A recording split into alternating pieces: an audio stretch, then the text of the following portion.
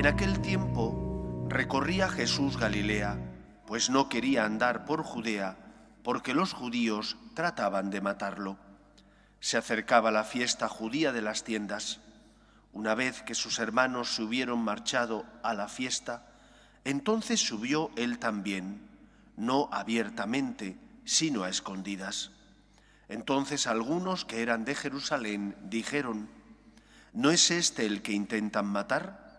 Pues mirad cómo habla abiertamente y no le dicen nada. ¿Será que los jefes se han convencido de que este es el Mesías? Pero este sabemos de dónde viene, mientras que el Mesías, cuando llegue, nadie sabrá de dónde viene.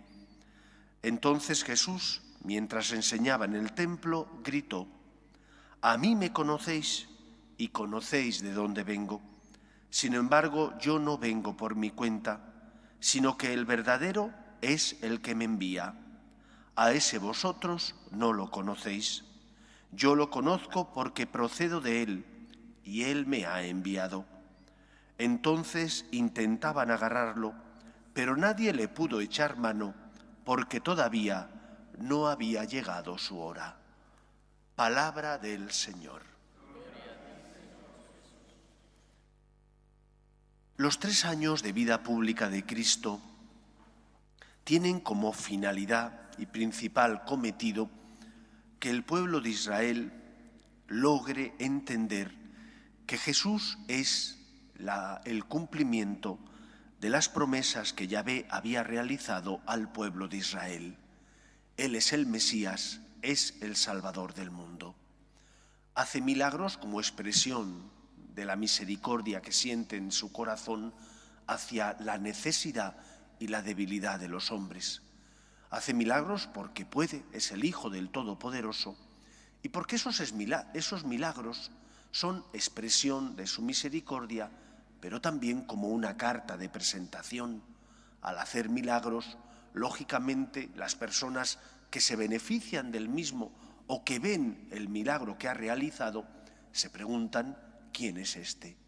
Las palabras que salen de sus labios, los sermones que él da, tanto en el templo como en otros lugares, llenan el corazón de los que le escuchan de esperanza. Tan es así que en muchos momentos dicen: ¿pero quién es este? Esta forma de enseñar con autoridad no es la forma con la que enseñan los fariseos o los escribas. Y el pueblo estaba sorprendido. Jesús es el Hijo de Dios, y porque es el Hijo de Dios, durante esos años de vida pública va dando muestras de que es la respuesta de Dios a los hombres. Sin embargo, la fe no se impone. La fe, decía el Papa Benedicto XVI, se propone. Y Dios, que no te quita la libertad, permite que tú le puedas decir que no. Jesús fue rechazado por el pueblo de Israel, por la mayor parte de sus conciudadanos. Y fue rechazado a pesar de los milagros, a pesar de las palabras de esperanza que salían de sus labios, a pesar de que muchos, en algún momento de esos 3 años, sí creyeron que Cristo podía ser el Mesías. Unos se decepcionaron, porque al principio sintieron que Jesús podía adecuarse a lo que ellos pensaban que venía a hacer el Mesías. Buscaban un Mesías político, y cuando Cristo dice que hay que pagar al César lo que es del César y a Dios lo que es de Dios, pues quedan descentrados, decepcionados de Jesús, porque no se corresponde a lo que ellos querían, no porque Jesús mintiera.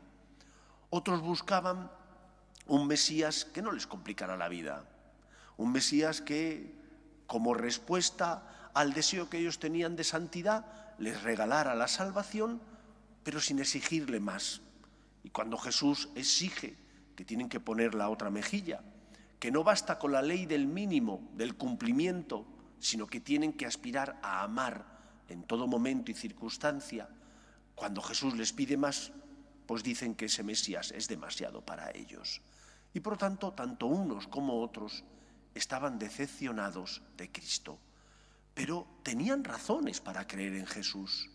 Sin embargo, no estaban abiertos al amor de Dios, Su corazón duro estaba cerrado a la misericordia divina y no fueron capaces de acoger al Salvador. Decía el Evangelio de hoy, a este le conocemos, sabemos de dónde viene. ¿Cuántas veces nosotros decimos eso también de Dios? Dios se sirve de muchos instrumentos para que conozcamos su voluntad. Como cuando uno coge el coche, hay indicadores en la carretera que te hacen saber hacia dónde va la carretera y qué velocidad tienes que llevar. Si la curva es a la izquierda o a la derecha, si tienes que ir a 80 o puedes correr un poquito más. Los indicadores son para tu servicio, para tu bien. Dios también se sirve de indicadores. El principal y mayor fue Jesús, el Mesías. Pero junto con Jesús, el Señor se sirve en medio de nuestro mundo de personas que nos ayudan a saber qué tenemos que hacer, qué está bien y qué está mal. El Papa y los obispos, cuando ejercen el magisterio auténtico, son instrumento de Dios. Una persona que porque te quiere y te ama, te hace una corrección fraterna, aunque te duela, porque te dice que te has equivocado en esto o en lo otro, también puede ser instrumento de Dios. Ahora se trata de ver si tú lo quieres acoger o no.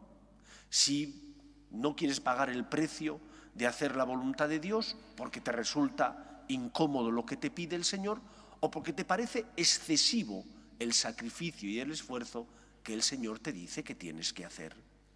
Aunque conozcas a una persona, es decir, aunque sepas quién es y sabes también sus defectos, a lo mejor lo que te dice es la verdad, aunque te duela y aunque cueste.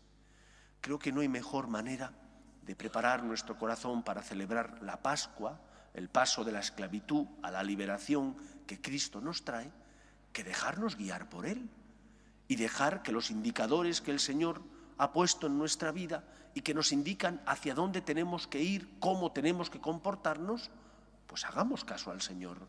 Sé fiel a tu conciencia, si está bien formada, sé fiel a las leyes que el Señor te ha dado en el Antiguo y Nuevo Testamento, sé fiel al magisterio de la Iglesia, la voz del Papa y de los obispos cuando ejercen ese magisterio auténtico, y sé fiel a las correcciones fraternas que te hacen las personas que te quieren y que te aman, por dolorosas e incómodas que a veces te puedan parecer. No están puestas para hacerte daño, sino para iluminar tu vida. Pero depende de ti. ¿Te pasará como a los paisanos de Jesús que no quisieron acoger a Cristo? ¿O la humildad hará que seamos capaces de acoger esa luz que ilumina nuestra vida y que nos enseña el camino que hemos de seguir? Pues seamos humildes, dejándonos guiar por el Señor, que no quiere la muerte del pecador, sino que nos convirtamos y tengamos vida eterna. Pues que sea así en nuestra vida. Nos ponemos en pie.